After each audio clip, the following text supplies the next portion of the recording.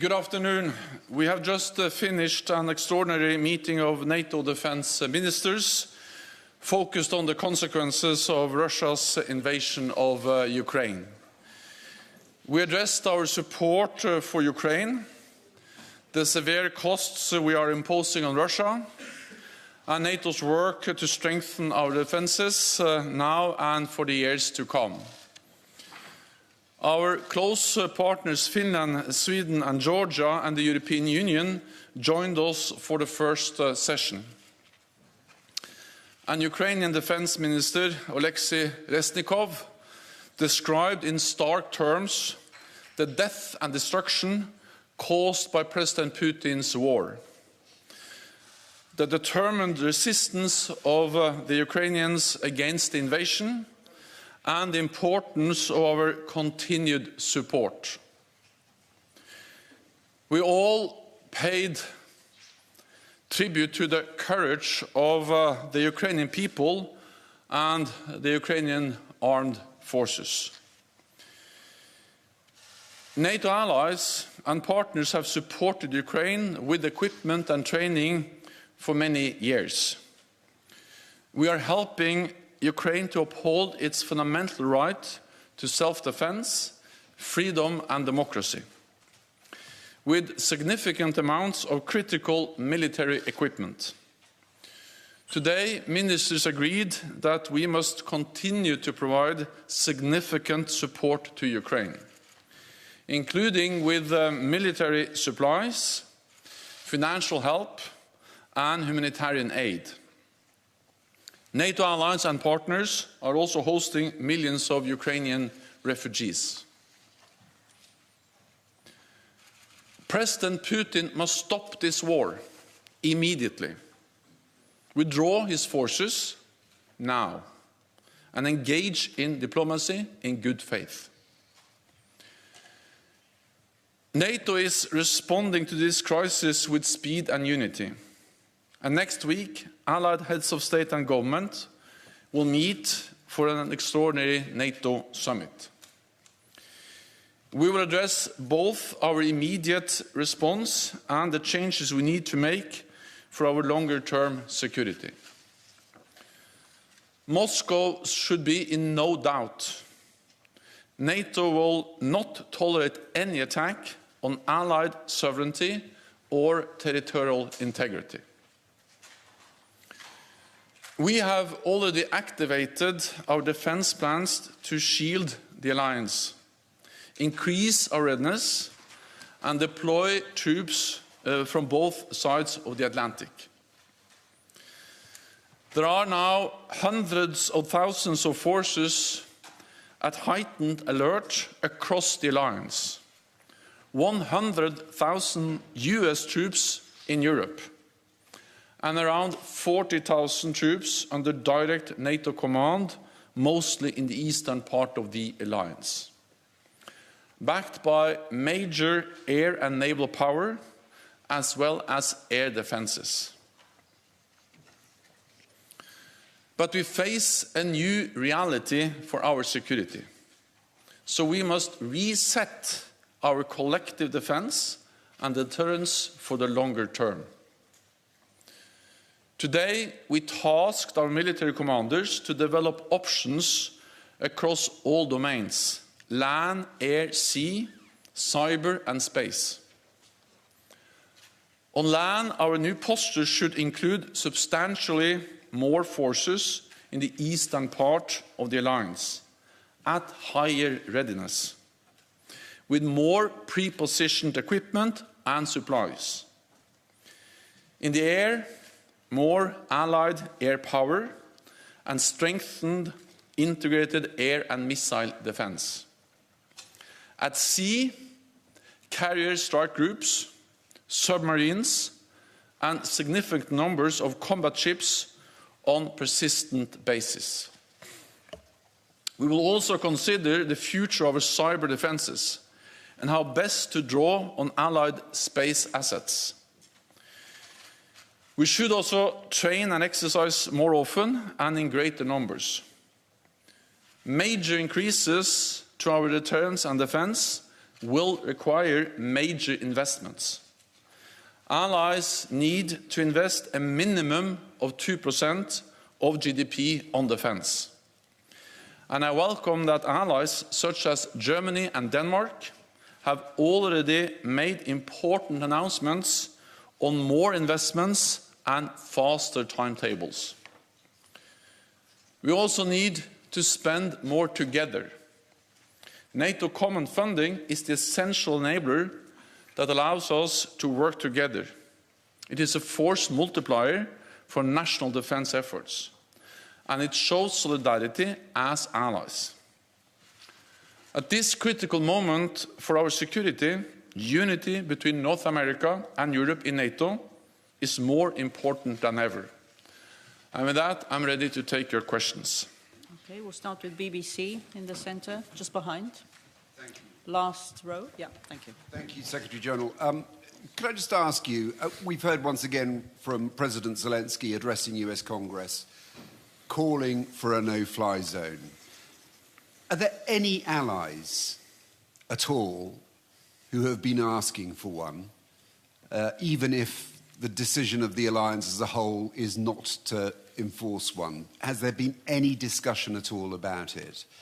And the second question I have is just about Ukraine and its NATO membership. Do you believe that Ukraine has cooled towards its view of joining NATO as a negotiating tool with the hope of eventually reaching some kind of agreement with Russia? Thank you very much. Allies are united, both in providing support to Ukraine to uphold the right for self-defense, but allies are also united when it comes to that NATO should not deploy forces on the ground or in the airspace over Ukraine. Because we have a responsibility to ensure that this conflict, this war, doesn't escalate beyond Ukraine. We see death, we see destruction, we see human suffering in Ukraine, but this can become even worse if NATO took actions that actually turned this into a full-fledged war between NATO and Russia. So allies are united when it comes to the issue of how to provide support to Ukraine. Ministers addressed this today. They reinforced the message of the importance of providing support with equipment, advanced equipment, air defense systems, anti-tank weapons, and many other types of support, but no NATO deployment of air or ground capabilities in Ukraine, and that's the united position from NATO allies. Then the message to Ukraine is the same now as it has been for years, that Ukraine is a sovereign, independent nation. It has its own right to choose its own path, and we respect the decisions made by the democratic elected government by Ukraine. So it's up to them to decide whether they aspire for NATO membership or not, and then it's up for 30 allies to decide on that issue, not for Russia to try to veto such a process. CNN. Thank you, Mr. Secretary General. Natasha Bertram, CNN. I'm wondering whether NATO has invited President Zelensky to participate in any way in the Leaders Summit next week, as Reznikov did in the Defense Ministerial today. And I'm also wondering if you could respond to the Polish proposal to send NATO forces into Ukraine on a so-called peacekeeping mission. Thanks. So what we need is peace in Ukraine, and therefore Russia and President Putin has to stop the war, withdraw its forces. We support all efforts to find a negotiated solution. We support all efforts to find a diplomatic solution. And of course we support and welcome the talks and negotiations which are now taking place between Ukraine and Russia. At the same time we support Ukraine because we know what they can achieve on the negotiating table is of course very closely linked to the situation on the battlefield. So I strongly also believe that one of the reasons why the Ukrainians also are saying that they have seen some steps in the right direction is because they have been able to fight back. They have been able to fight back against the invading Russian forces. So the courage, the determination, and the support from NATO allies to the Ukrainian armed forces is extremely important also when it comes to what they can achieve as part of the negotiated process with Russia. Again, of course, we support peace efforts. We call on Russia and President Putin to withdraw its forces, but we have no plans of deploying NATO troops on the ground in Ukraine. Okay. Rai? Secretary General, good evening. Can you comment on Italy's role in this current crisis? And happy birthday for today. Thank you. I would very much like to comment on Italy's role. Italy is a highly valued NATO ally, a founding member, and Italy is contributing to our collective defense in many different ways. I was recently in Romania. I met Italian pilots. They are helping there to keep NATO airspace safe, and they really show commitment and strength in their contributions to different NATO missions and operations, including in Kosovo, where Italy has been a key ally for many, many years. Financial Times. Yeah, gentleman with glasses. Yeah. Thank you. Just to follow up to the question about the peace talks, you said that you're encouraged by signs and that you support any effort to find a diplomatic solution. Could you tell us, are you seeing any signs on the ground that the Russians are genuine in their approach to these peace talks, or that they may well just be using them as a distraction for resupply and for restructuring their approach? Thank you. On the ground, we don't see any sign. And that's the reason why we also call on Russia to engage in these talks in good faith. And it's not for me to report from these talks. NATO are not part of those talks. These are talks between Ukraine and Russia. But I've just seen the reports coming out from those talks. I think it's very important not to speculate and not to prejudge or to preempt any outcome of these talks. But my message was in a way that it is obvious that what Ukraine can achieve around the negotiating table is very closely linked to the situation on the battleground. And therefore the support we give to them to stand up against and to resist the Russian invasion also helps them to achieve an acceptable outcome in the negotiations. Associated Press. Lorne Cook from the Associated Press. Could you tell me a little bit more about the tasking that you've given NATO commanders, what that might involve? And are we looking ahead 1 year, or are we talking about a decade, something longer term? And you also used the word persistent. I wonder what that means. Why wouldn't you say on a permanent basis? This is the way we make these kind of decisions in NATO, is that the politicians, they set out the guidelines, the direction. Then we task our military commanders to give advice on how to follow up.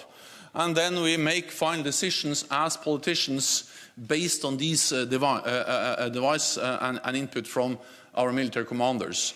This was exactly the same we did back in 2016. When we, at the Warsaw Summit, made historic decisions for the first time in our history to deploy NATO combat troops to the eastern part of the alliance. You have to remember that before Ukraine, also before the illegal annexation of Crimea in 2014 by Russia, NATO had no combat troops in the eastern part of the alliance. Then we had the illegal annexation of Crimea, and since 2014 we have implemented the biggest reinforcement of our collective defense since the end of the Cold War, tripling the size of the NATO response force, establishing the battle groups in the Baltic countries and Poland, more presence in the air, at sea, and of course also started to invest more, increasing defense spending. Then the process was the same. The politicians tasked the commanders, they provided advice, and based on that we developed the final conclusions that Allied heads of state and government made at the summit in 2016. And then since then we have implemented that. I foresee a similar process now. We have tasked the military commanders. We will have their advice within weeks, and then my ambition is that heads of state and government, when they meet at the end of June, can make the decisions on significantly increased presence, reinforcing our deterrence and defense on land, at sea, and in the air. And of course, this will then depend on the input we get from the commanders, but also, of course, at the end of the day, it has to be a political decision by the leaders. So the decision I foresee within months, as meaning by the summit in June, then implementation will, of course, vary a bit depending on what kind of decisions we are going to make. Frankfurt Allgemeine, just behind AP. Just behind. Thomas Kutschka, Frankfurt Allgemeine Zeitung. Secretary General, is there anything in the NATO-Russia Founding Act that could restrict military planners and commanders when they work out these options for leaders? Thank you. Also, we will do what is necessary to make sure that there is no room for misunderstanding in Moscow, for miscalculation in Moscow about our commitment, readiness to protect and defend all allies, every inch of NATO territory. And the reason why we do that is not to provoke a conflict, but is to prevent the conflict. That has been the success of NATO for more than 70 years, that any potential aggressor or adversary has always known that an attack on one ally will trigger a response from the whole alliance. And to ensure that in a new security reality, we need a reset of our deterrence and defense. And that's exactly what we're now tasking the commanders to provide advice on, how to reset our deterrence and defense, and we will do what is necessary. The NATO-Russia founding treaty, of course, that actually has a clear reference to in the current security environment back in 1997. We are not in the current security environment today. We are in a total different security environment. At that stage, we actually foresaw Russia as a strategic partner, working with them. Since then, Russia has invaded Georgia, illegally annexed Crimea, and now also invaded Ukraine. So we will do what is necessary, and the NATO-Russia Founding Act is not something that will create problems or hindrance for NATO to make the necessary decisions. Okay, we go to Ukrainian news agency. Dmitry Shkurko, National News Agency of Ukraine. There in negotiations with Russia is another important factor. According to the data released today from the General Staff of Ukraine, around 40% of invading forces already lost by Russians in equipment and manpower. Could NATO confirm that? And because of that, the obvious question, is the threat which Russia posed to NATO in escalation a little bit overestimated by NATO countries? Thank you. President Putin totally underestimated the strength of the Ukrainian armed forces. President Putin underestimated the unity of the Ukrainian people and the courage of the Ukrainian people and the Ukrainian leadership. And this, combined with the support, the massive support the Ukrainian armed forces are receiving and actually have received from NATO allied countries over many years, have forced President Putin to change his plans and to realize that this quick victory, this blitzkrieg taking control over Kiev within days has absolutely failed. But we should not underestimate Russia's capabilities when it comes to continue the war and also to continue to attack, including cities. We have seen how Russia has been responsible for the same, or for brutal warfare, both in Chechnya, but also in Syria. And of course, even though they have made severe mistakes, Russia maintains a large capability of conventional armed forces, Russia, President Putin has also, they have also used nuclear rhetoric. Russia is a nuclear power, and we have seen how they have stepped up to also the nuclear rhetoric threatening both NATO allies and Ukraine. So I think we must not underestimate the dangers related to the military capabilities of Russia, including their will to actually use force and impose devastation and destruction on others. We'll go to Imedi, lady in white there.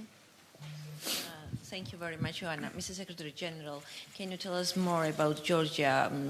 Defense Minister from Georgia attended the ministerial, and you said recently that it's a broad agreement that we need to do more to support Georgia. So what options were discussed, for example, today? Thank you very much. I think we need to realize that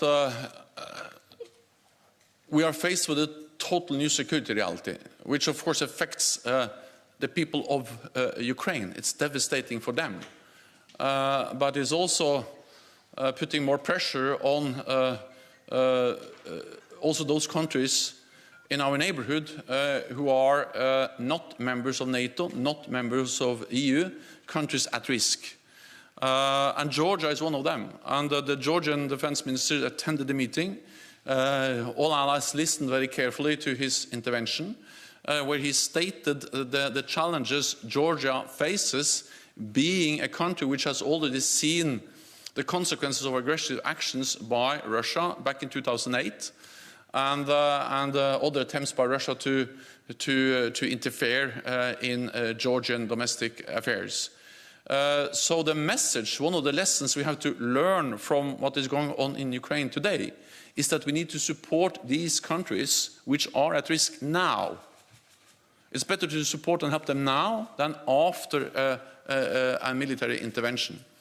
So if anything, I think we now see the value of the support that has been provided to Ukraine before the invasion, but also the importance of that we could have done even more for Ukraine.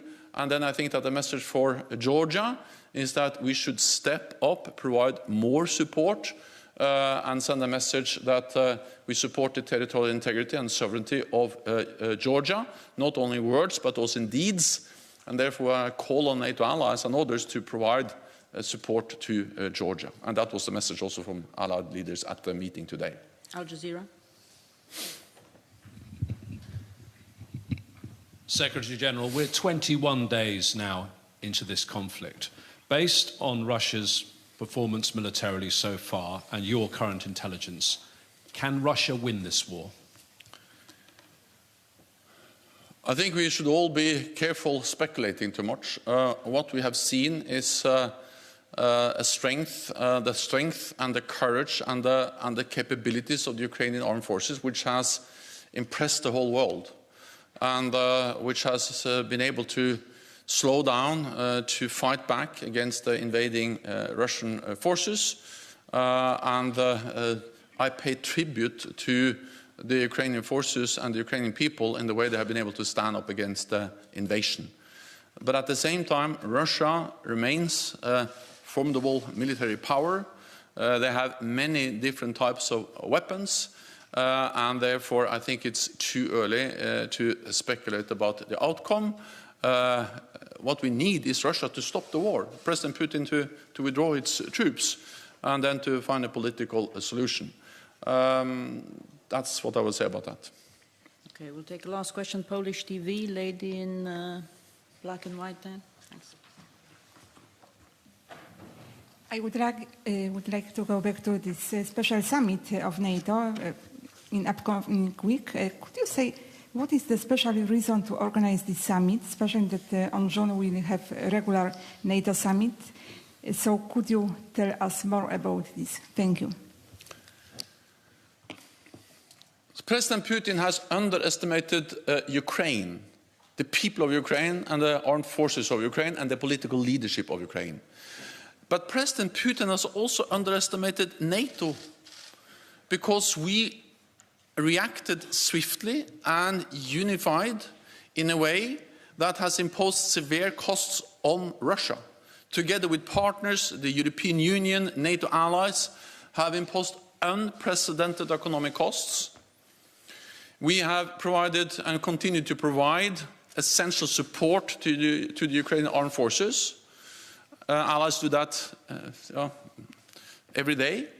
And we are also increasing the presence of NATO in the eastern part of the alliance. So President Putin's aim was to divide NATO. What he gets is a more united NATO. He wanted to, in a way, to undermine the nation of Ukraine. He's actually strengthening the unity of Ukraine and the commitment to the Ukrainian nation by the Ukrainian people. And then he wanted less NATO on its borders. He's getting more NATO on its borders. So to do all this, we need to be coordinated. We need to consult. And therefore, the day after invasion, we had a virtual NATO summit with all the NATO leaders, extraordinary NATO summit. And we will have an extraordinary NATO summit next week in person here in Brussels to continue to ensure that we are united, that we are closely aligned, and that we act together, both when it comes to providing support to Ukraine, when it comes to coordinating our efforts, when it comes to imposing costs on Russia, but also when it comes to taking the necessary decisions to ensure that we send a clear message to Russia about our credible deterrence and defense, both in the short term but also in the longer term, including by starting the work to reset NATO's deterrence and defense. Thank you very much. This concludes this press conference. Thank you.